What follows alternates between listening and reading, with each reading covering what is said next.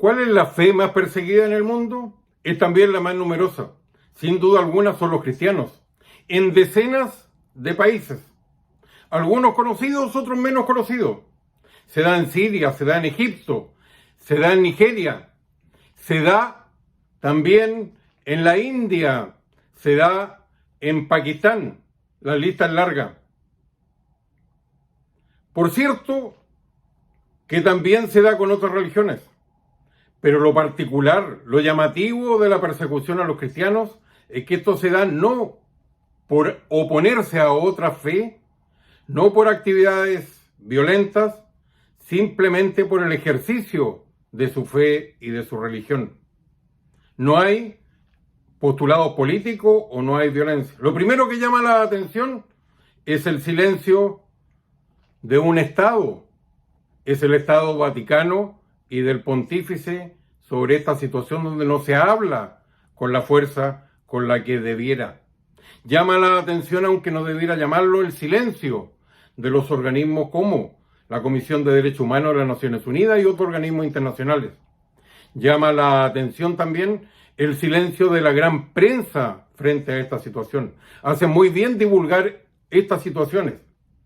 Ha habido históricamente una limpieza religiosa en algunos lugares como el norte de África, con judíos y también crecientemente con cristianos, ya que el resto casi lo abandonó del todo. Y cuando hablamos de cristianos, sobre todo en el Medio Oriente, estamos hablando de descendientes originales, antes que se creara la Iglesia Católica y otras denominaciones protestantes. Mucho antes, 14 siglos antes de la llegada del Islam. Incluso uno ve situaciones como la de Siria o Egipto, donde Egipto apoyaron masivamente el golpe de Estado de Al-Sisi y del ejército contra la hermandad musulmana, y también en la guerra civil a Bashir al-Assad por el temor que les daba la limpieza que allí se va a producir. Se da cuando han tomado el poder, como en Gaza, por ejemplo. Y la verdad es que llama la atención el silencio. Por ejemplo, un país donde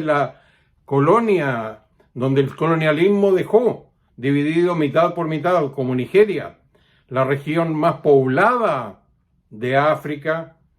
Allí hay una persecución constante hacia los cristianos por esa minoría organizada y un grupo terrorista que se ha hecho famoso por el secuestro masivo de niñas simplemente por estudiar, Boko Haram.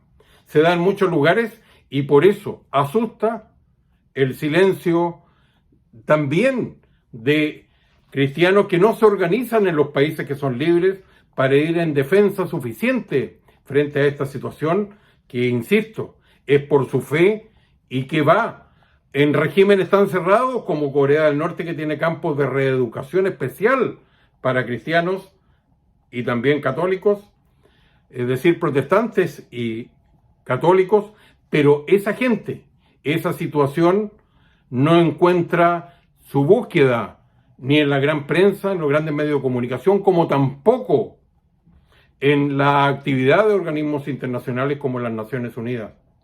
Es un problema grave que tiene que ver con un derecho humano como es el ejercicio de la fe.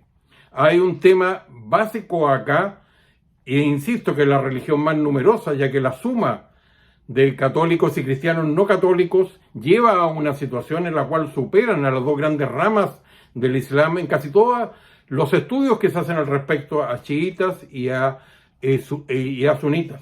Hay, por cierto, países como Arabia Saudita que suscriben la teoría wahabita extremista de una visión religiosa de pureza del Islam como Estado, donde las dificultades son casi totales para instalar una iglesia, por ejemplo, católica, y se necesita una certificación y un permiso especial del gobierno. Pero más allá de eso, estamos hablando de persecución, estamos hablando de conversiones forzosas, estamos hablando de un delito como la apostasia que se da en Pakistán, donde alguien no puede renunciar a la fe. Alguna ministra somalí de Holanda, que hoy día radicada en Estados Unidos, siempre sufrieron la consecuencia de haber roto con la fe y haber recibido una fatwa religiosa que ponía en peligro su seguridad y también su vida. Es un problema grave, es un problema que habla del mundo donde vivimos y de la insuficiente actitud para enfrentar esta realidad. Soy Ricardo Israel en mis comentarios y si les gustó, suscríbase a este canal.